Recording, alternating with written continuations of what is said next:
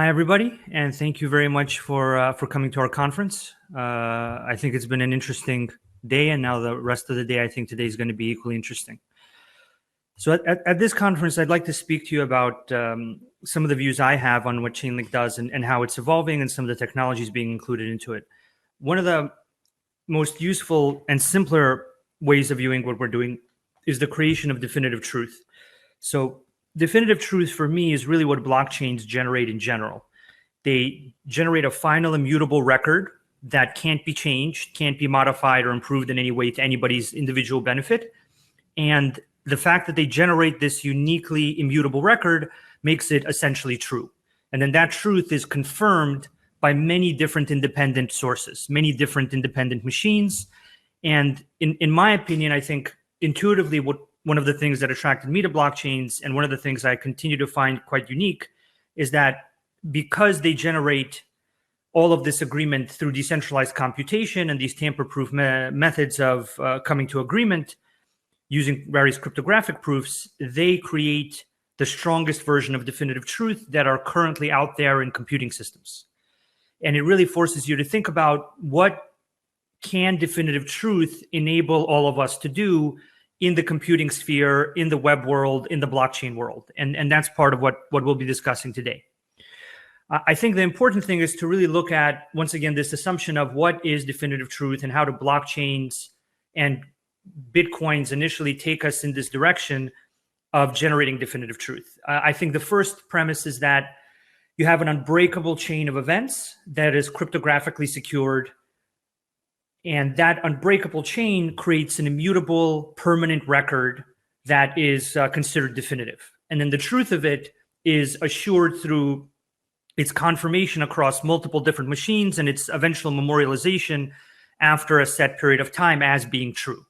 And so once again, both through cryptographic means and through extreme degrees of consensus among a multitude of different independent node operators, you arrive at both something being definitive and true. And so that's why I see blockchains and decentralized computation in general as giving us a pathway, a new unique pathway to definitive truth.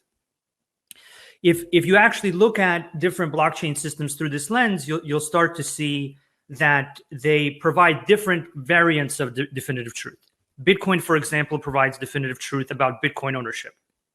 And that creates a very reliable asset that somebody can own in a way that they couldn't own an asset previously throughout history, short of having, diamonds or gold bricks or something in their possession. And the uniqueness of Bitcoin is really the fact that it has a definitive, immutable nature to it that says if you own a Bitcoin, you own a Bitcoin. And that's beyond anyone else's control. It's beyond government's control. It's beyond an institution's control. It's beyond anybody's control. And that's, once again, based on cryptographic proofs and the fact that, in this case, what you're seeing here is the pool of full nodes that are confirming the truth of Bitcoin. And so they, after a certain amount of committed blocks, people come to assume that, yes, this is the truth. This is a definitive, immutable truth about the ownership of this asset, Bitcoin, and nobody can change that truth to their unique benefit. Right. And this is kind of, in my eyes, one of the ways of defining the unique innovation of Bitcoin and blockchains is this immutable, permanent, and highly validated truth about, in this case, one thing, the existence of a Bitcoin and the ownership of that Bitcoin by a specific private key. When you extend this lens of viewing blockchain systems onto something like Ethereum or other more complicated systems, and Ethereum is also quite useful and complicated, but the real lens that you start to see this through is that you see more transaction types. So what you start to see is a large multitude of different smart contract states being confirmed, right? And these smart contract states being confirmed now generates a new form of definitive truth about, in Ethereum's case, a lot of token generation, token movement, voting, and various other now DeFi products. So you have smart contract state being confirmed, and it's not just about a single asset, it's about a multitude of different assets, and now also interest on those assets and various other activities with those assets. So now you can view Ethereum as creating definitive truth about smart contract state that's more expansive and more complicated in that it can enable more types of definitive truth in the form of on-chain data. What we at Chainlink do is I feel that we generate definitive truth about real-world data and real-world events. And we generate that definitive truth to a sufficiently high threshold for it to be useful by blockchain systems, by these mission-critical, highly reliable, highly relied upon value-securing systems. And so the question then is, what happens when you have on-chain data that creates definitive truth about token movements or token ownership? And what gets added to that when you can do definitive truth about real-world data and events? And that's really kind of the new exciting world that we're all working towards and we're seeing evolve before our eyes. What we really do is we generate this definitive truth. So we take the world's data sources, we take various events out in the world, and we essentially prove them to a sufficiently high standard that they can be used by blockchains. And I think the nuanced point here is that blockchains can create definitive truth about what's inside of them already. And this is things like smart contract state that are published into them or private key signatures or token movements. But blockchains do not know and cannot create definitive truth about things outside of them. That's just the way that they're built. It's part of the security assumptions inherent to them, and it's part of the reason that they get the extreme reliability guarantees that we seek from them, right? It's part of why they're able to create definitive truth, is that they focus on the creation of definitive truth at this layer one level of on-chain data. This is known as the Oracle problem, and it's a problem that we're successfully solving at this point with the help of Chainlink and decentralized computation in the form of Oracle networks. But once again, it's important to understand that you have a very large innovation in Bitcoin in the creation of definitive truth for the ownership of an asset, namely Bitcoin. You have definitive truth being extended with systems like Ethereum and other systems that now extend that definitive truth to various other states, smart contract states about assets or about new tokens or about trading. But that does not extend definitive truth to all the external events that you would want to write a contract about. And it is in fact also quite important to understand that the universe of contracts that is out there is really not only defined by ownership and token generation and private keys and voting. A lot of contracts are really about events in the real world happening, a market price changing, the delivery of a good, some kind of event with collateral, or somebody approving something. At the end of the day, you really have two parts to most automated digital agreements. You have the system of record and the system that actually processes the logic. And then you have the system that feeds the triggers and feeds the data that allows the contract to evaluate what happened against its conditions. And this is where we fill in a uniquely important piece of the puzzle around how do you provide the same level of definitive truth about the real world to meet the high standards of blockchains and smart contracts and extend their capabilities. While extending them, you still want to maintain their security and reliability, because that's a critical component of how they function. And so this is, I think, the large body of work that we're involved in. And I think definitive truth is just one way to phrase it, but it's a way of phrasing it that I've been becoming more and more attracted to recently, due to partly its clarity and partly an explanation to people about why what blockchains and smart contracts and decentralized computational systems do is actually quite unique and important. And it's going to become more and more important as definitive truth becomes more and more in demand. I think we can already see the combination of smart contracts and oracles to create new versions of universally connected smart contracts in the case of DeFi. So DeFi is really the composition of smart contract state systems like Ethereum together with Oracle mechanisms that, like Chainlink, that use decentralized computation to arrive at answers about definitive truth in regards to things like market prices. So you really have DeFi evolving almost in lockstep with the amount of data that's available to it. And as we add more and more data, you have more and more products, more and more markets. And that's something we're thrilled to enable, because what it means is that smart contracts are now evolving into something that can also generate tokens and move the tokens, but it can now move those tokens into more advanced financial products that interact with external data events.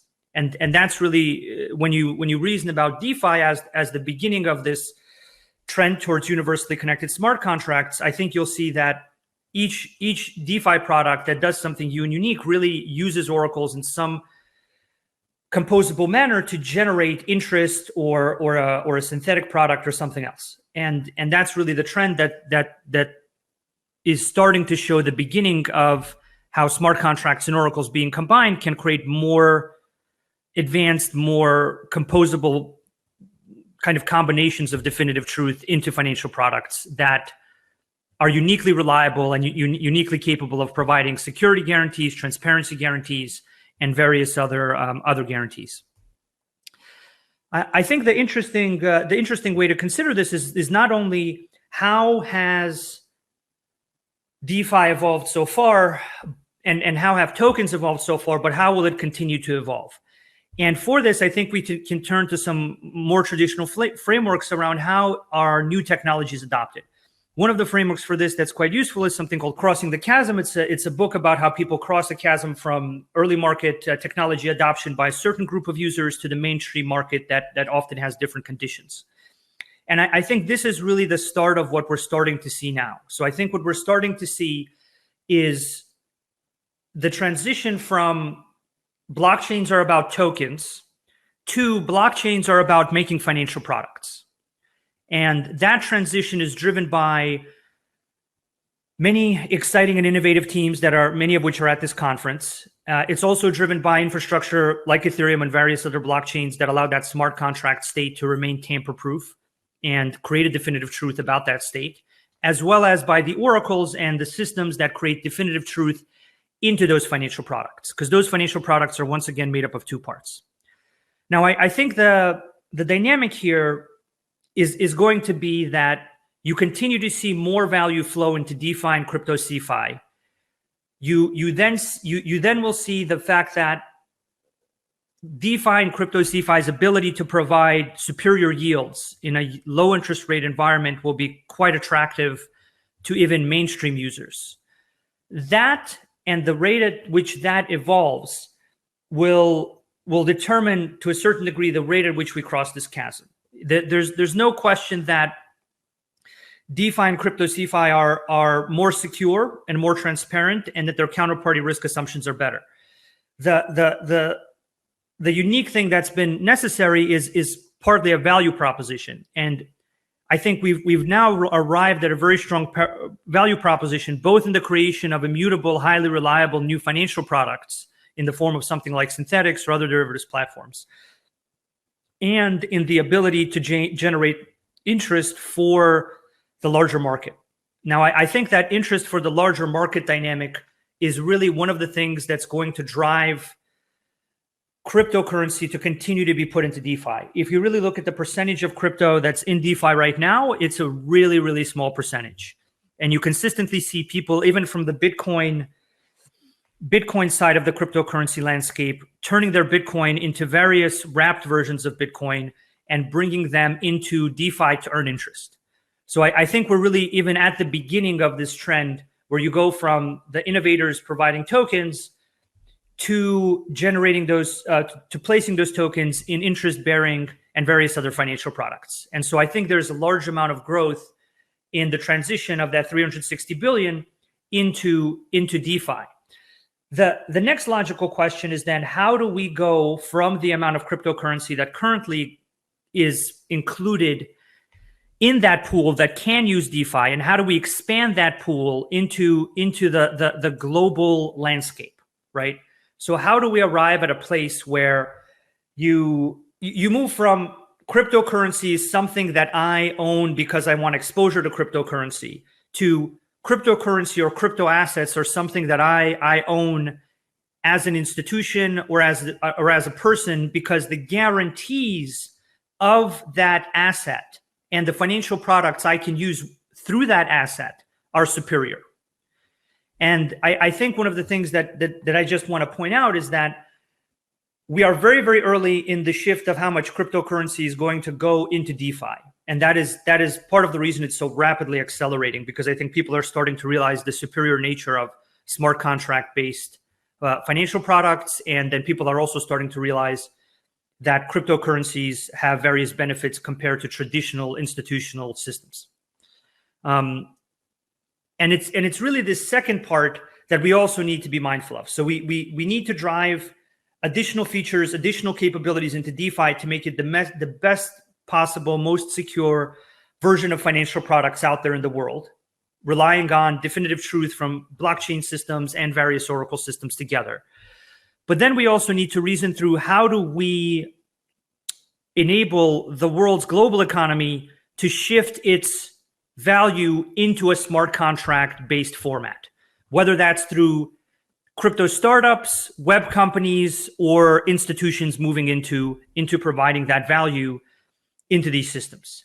And I think what this slide is really meant to illustrate is that we're at the very, very, very beginning of this, because the amount of value that is out there in systems that don't have a fraction of the security, transparency, or various other guarantees that smart contract systems in all their different private and public forms can provide is massive. And there's long-running issues with those systems.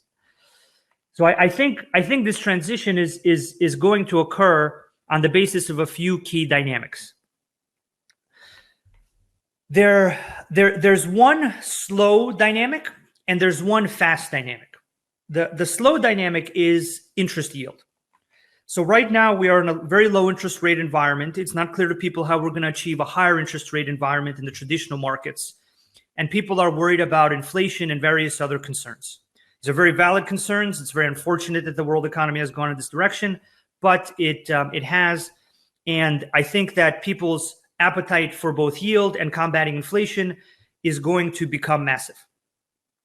That is the first place where you really see DeFi financial products and their efficiency and transparency and ability to include various other collateral quickly is unique. And the ability to really generate massive, consistent yields from various diversified categories of assets is something that's going to be quite attractive to the global financial markets.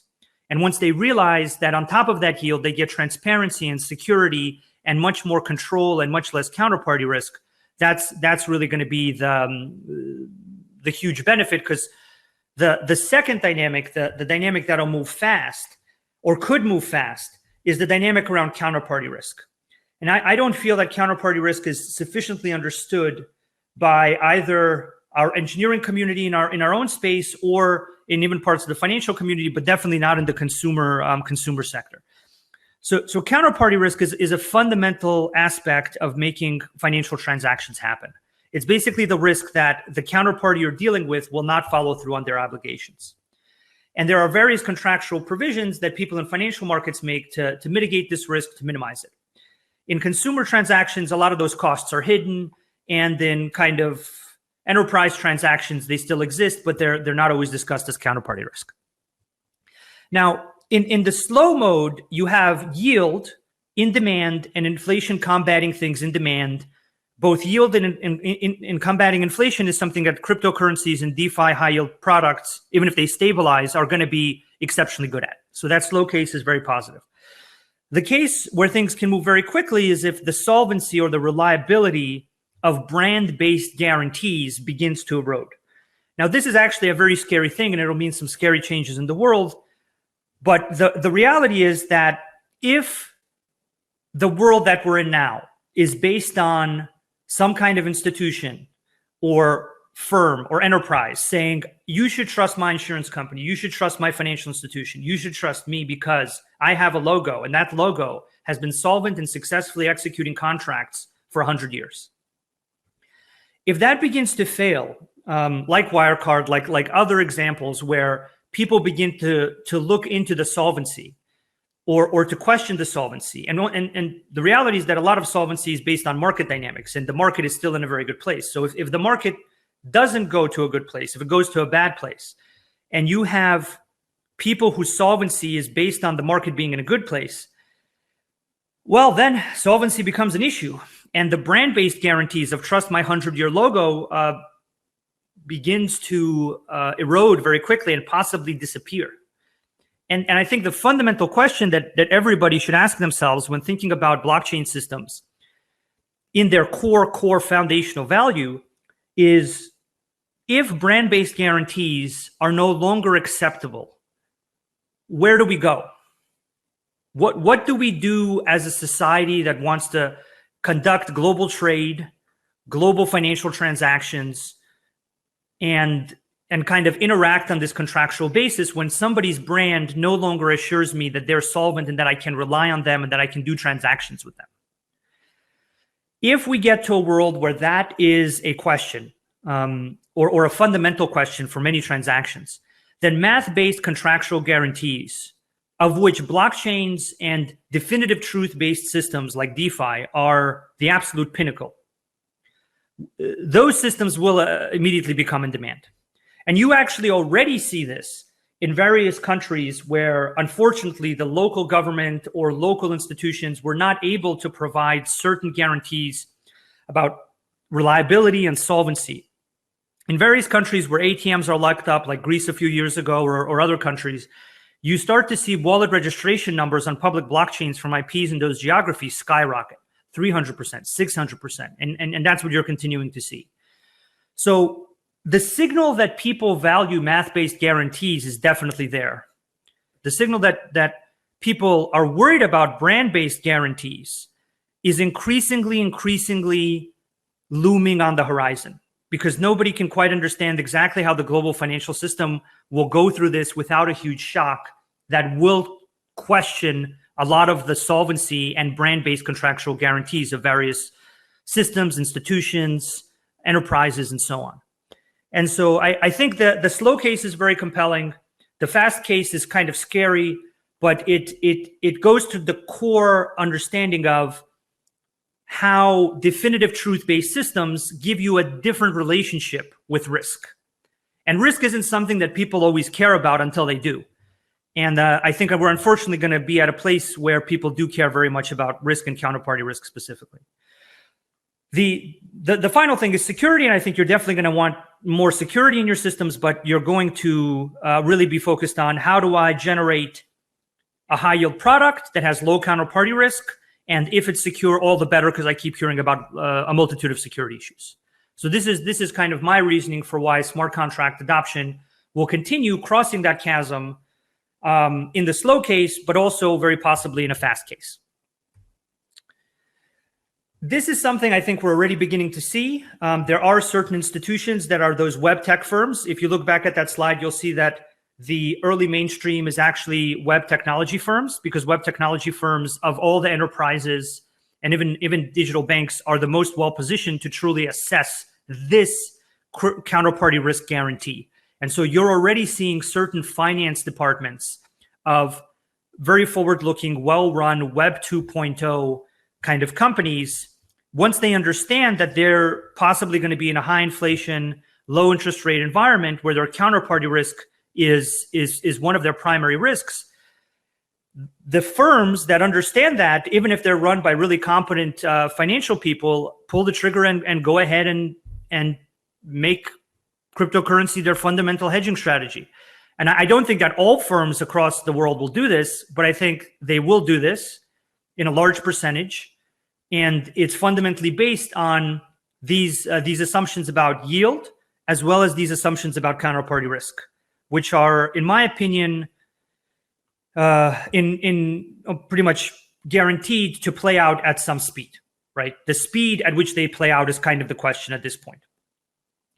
In order to provide those guarantees that people like MicroStrategy want to rely on in Bitcoin, in the Bitcoin that they now gotten, maybe they want to earn interest on that Bitcoin and they want to put it into a DeFi product, right? We as a space and as an industry need to continue to deliver that guarantee. We need to continue to deliver definitive truth. We need to continue to deliver highly transparent, cryptographically secured systems. And we're thrilled to announce that today here at the conference that in service of that goal, we're doing a few things at Chainlink. So one of the things that we're doing is we've recently acquired something called DECO. DECO is a unique method for using HTTP TLS, on which the entire internet securely operates now. It's a unique method for using HTTPS/TLS to transmit data to various web systems, blockchain systems, and enterprise systems.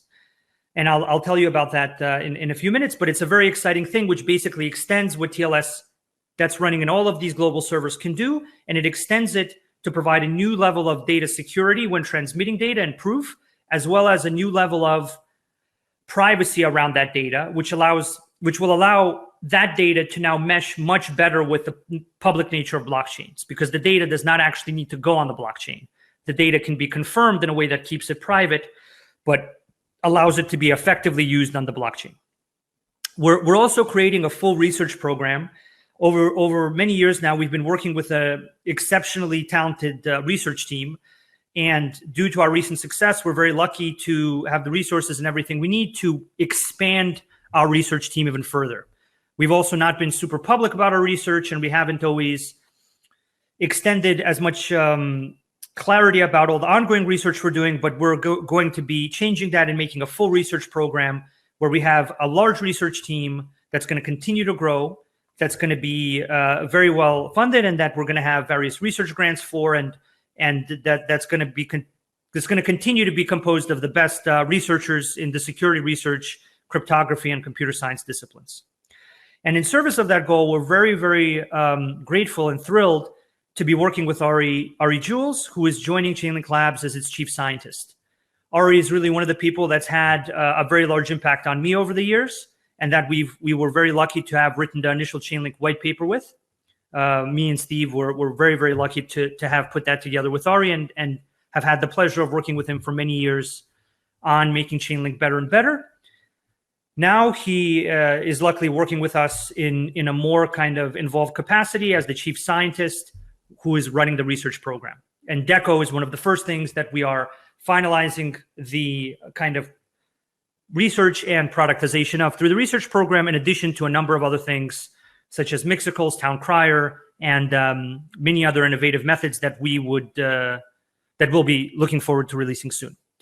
Now, to jump into DECO, I think that the way to view DECO is that you have the whole internet running on HTTPS servers for secure data.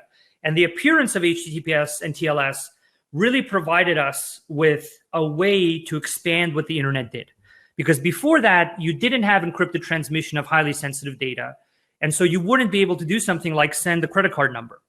But once HTTPS and TLS appeared, you were able to send credit card numbers. And amazingly enough, that gave rise to e-commerce, right? So now that I can send payment information, I can have e-commerce.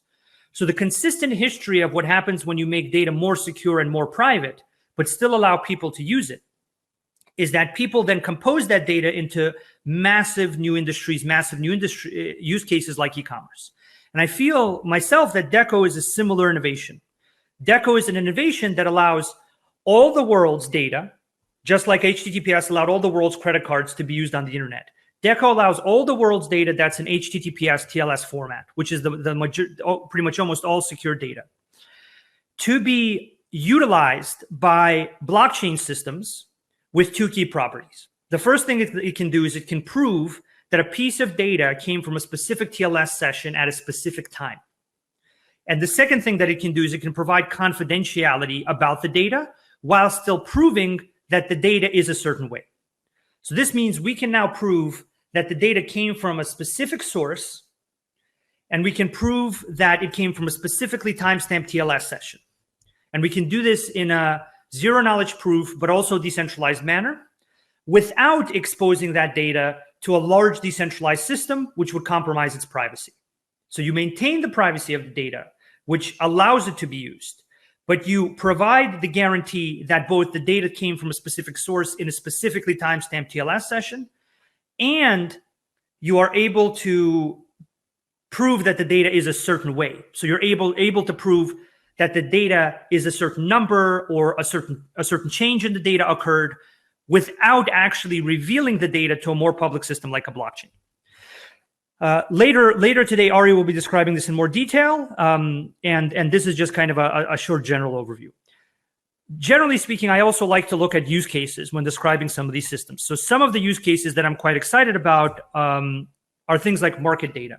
So there's a multitude of different unique specialized market data that's considered premium and private. And taking this data and moving it into a blockchain is sometimes difficult because the private or the high cost or the unique nature of it makes it something you don't always want to expose in a more public chain.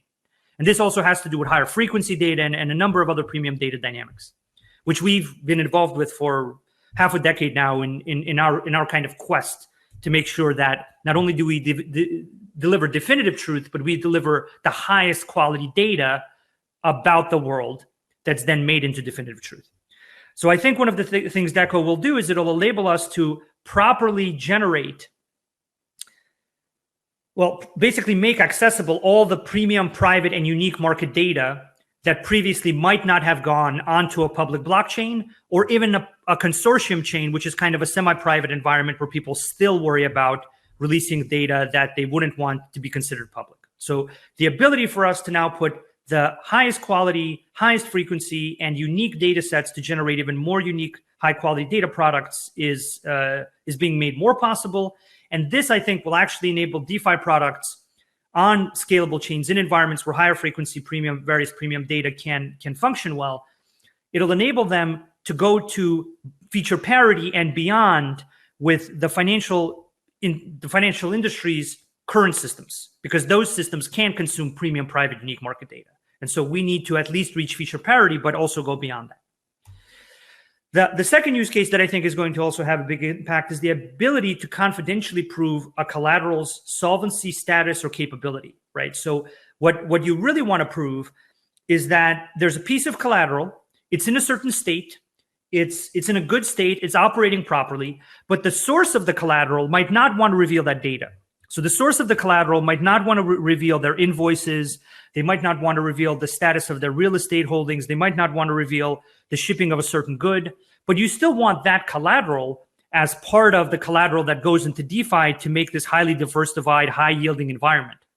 And so your question is now, how do I properly verify that this collateral is of a certain state while maintaining the confidentiality requirements of the collateral source?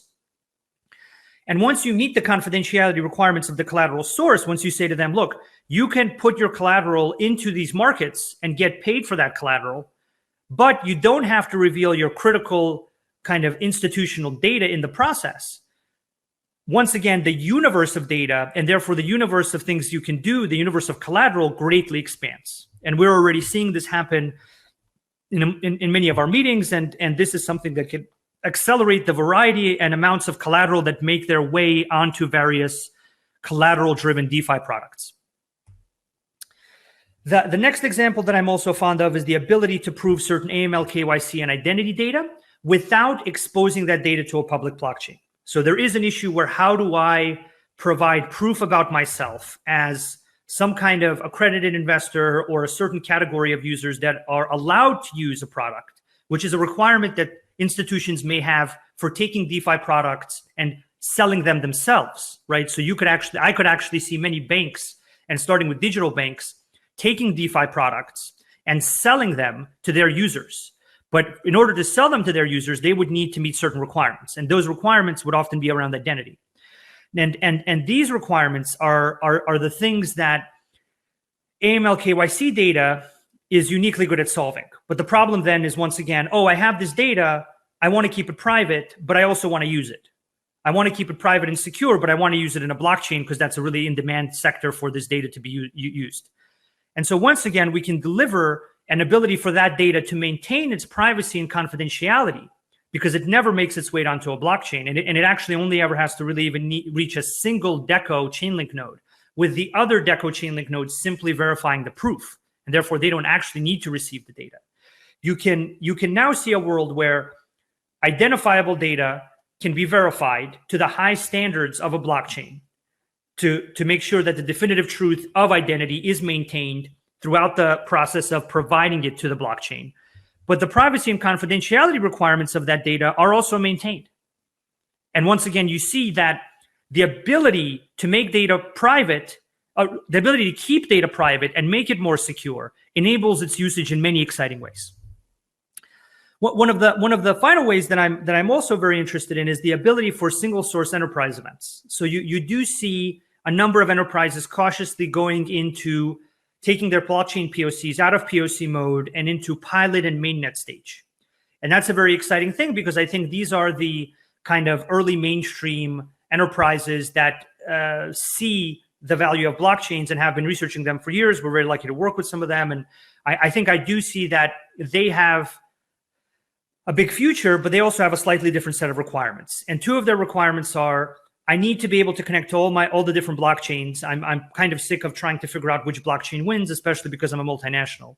And the second requirement is I have a lot of enterprise events, and those enterprise events are private. They're private to my system. I want those enterprise events to be proven to a contract. I want them to trigger a contract, and I'm glad for them to go through some method of validation in the contract, smart contract system, but I am not comfortable disclosing those details. So enterprises have multitudes of data about multitudes of different categories of data that they would use to trigger their contracts, and they want to use to automate those contracts. But once again, they're highly sensitive about revealing that data and the security through which that data would ever even be transmitted to another system. And so once again, DECO can ensure that the data is securely transmitted and that the data is properly validated from a single source in a decentralized manner without exposing that data to a blockchain or even a huge amount of nodes. Because zero-knowledge proofs allow us to have that data reach even a single Chainlink node and be validated by the other nodes in the network to meet the requirements of the zero-knowledge proof, and then that proof to be eventually kind of relied upon and in various ways represented on a blockchain. I think the enterprise use case is meaningful. It's in the medium term. I think the immediate use cases are definitely DeFi and collateral and insurance. But enterprise, I think, is not to be underestimated, because it really relates to where a lot of that value in that graphic sits right now. And there will be some of that value that shifts over to web companies that implement crypto systems, and even over to DeFi applications.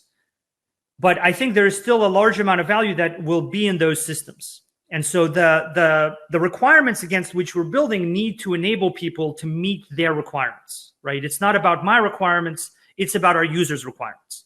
And the categories of users are, once again, from that crossing the chasm graph. You have the DeFi users, you have the Web 2.0 and early adopter Fintech, InsurTechs, and then you have the enterprises. One of the large questions for the enterprises is how do I deal with blockchains generally?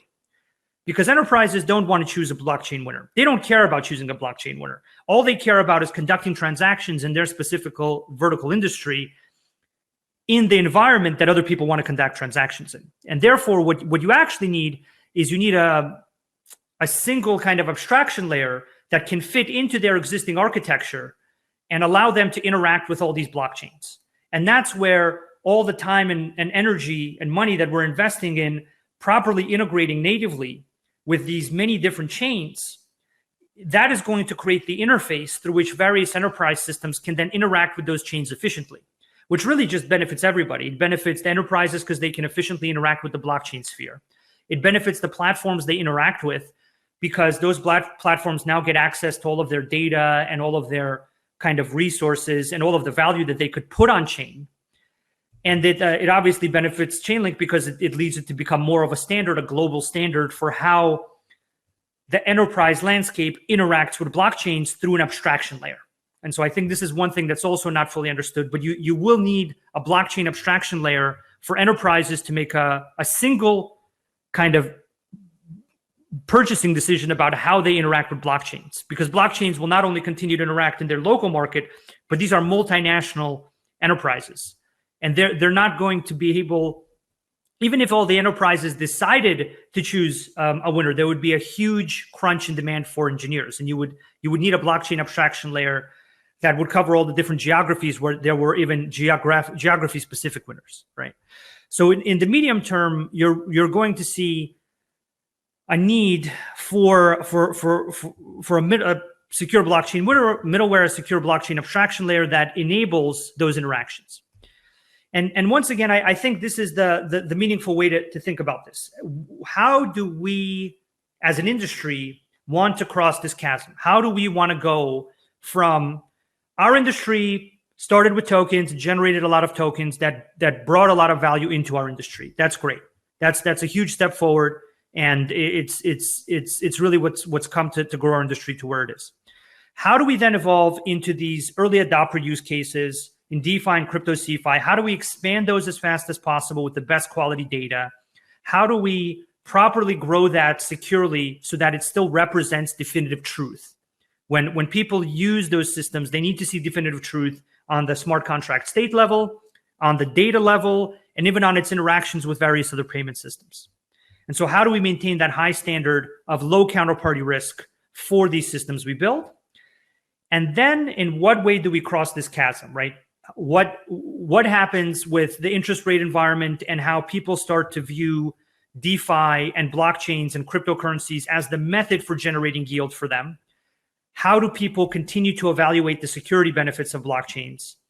And also, very, very importantly, how does the transparency and immutable nature of these systems generate a different dynamic with counterparty risk?